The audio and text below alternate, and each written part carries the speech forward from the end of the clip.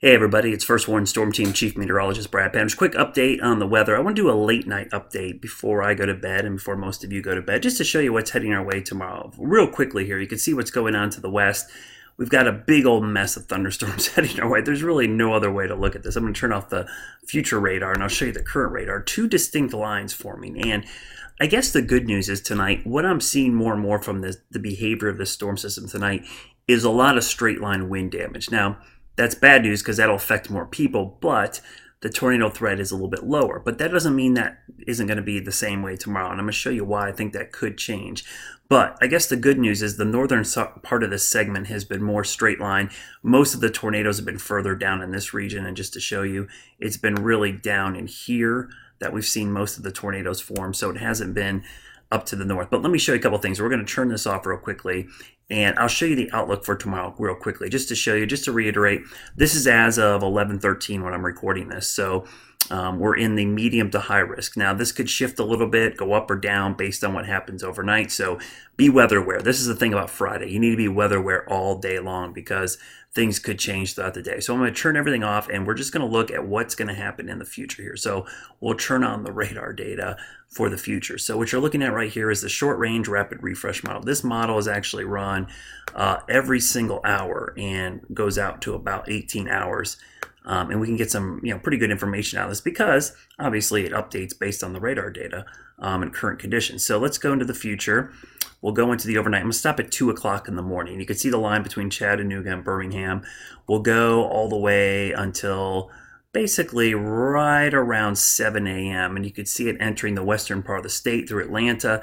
Some isolated showers possible in the Charlotte area, but those would likely not be severe.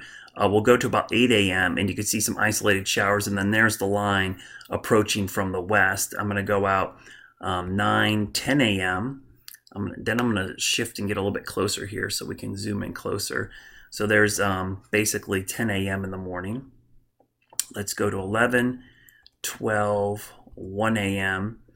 That's a gnarly looking line. And the reason I say it's gnarly, I don't know if you guys can see this. I'm going to grab my pen here real quick so I can draw on the map. But this is pretty gnarly when you see the line doing this. Right in here, remember the winds are pushing like this. The winds are pushing like this. So in here, you're getting circulations. We call it these bookend vortices. So really strong winds in this section here, and this section here. And then where those meet up, the bookends, literally, that's where we're seeing the potential for some circulations. And when you look at the updraft helicities, you can see the circulation showing up there. So that's the concern tomorrow. While most of this is straight line wind damage, I'm going to grab my pen here again. Anytime we see a line like this is what I call QLCS. It stands for quasi-linear convective system. Just think of it as a squiggly line. Instead of a straight line of storms, you've got these S curves, and they're not really S curves. They're more bow echoes coming out like that. And when you see those curves showing up, you know you've got some circulations embedded in there. And I'll go out a little bit further into the future here to 2 o'clock in the afternoon. And man, look at that. That is just nasty looking. And the wind shear, this is the shear parameter. It'll take a second to load here. But there's just a boatload of shear ahead of this system for it to deal with. So the concern obviously is going to be mostly straight line winds, but there could be embedded tornadoes. And essentially those tornadoes will be really hard to warn for because they'll be embedded in severe thunderstorms and they'll spin up and spin down. So just know tomorrow, if you're ahead of this line, especially by the middle of the day, and again, this is around 11 a.m. to 3 p.m. along Interstate 77, the potential for a quick spin up is possible at any time.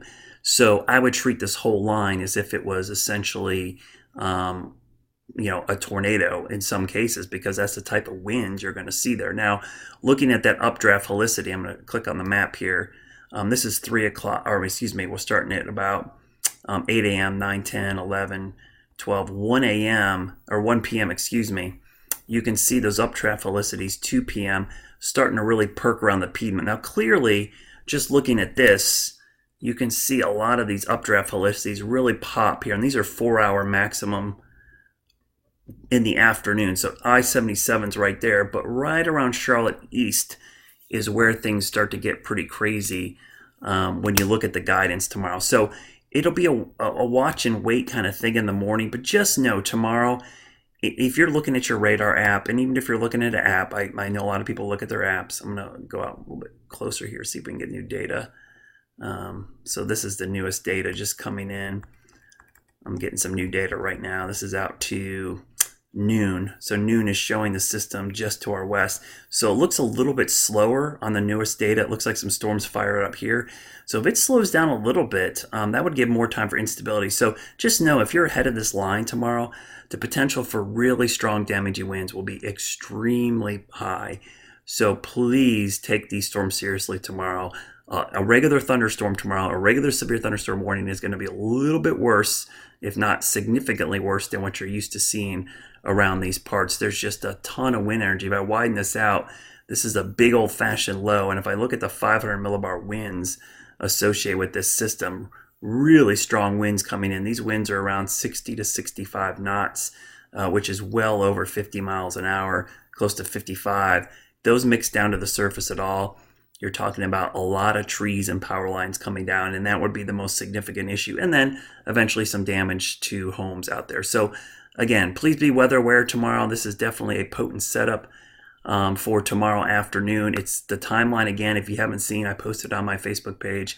You can grab those timings, but it really looks to be around 11 a.m. to 3 p.m. for the Piedmont, 7 a.m. to 11 a.m. for the mountains, Sandhills East, 3 p.m. to about 7 p.m. So just to give you a general rule of thumb for what's going to happen tomorrow. So I'll be tracking this through the overnight hours and into the morning hours. Make sure you tune in to Larry first thing in the morning. Chris and Aisha will be there. We've got the whole day covered for you tomorrow on WCNC. Have a great Thursday night, and please be weather aware. Charge up those phones tonight and get ready for severe storms.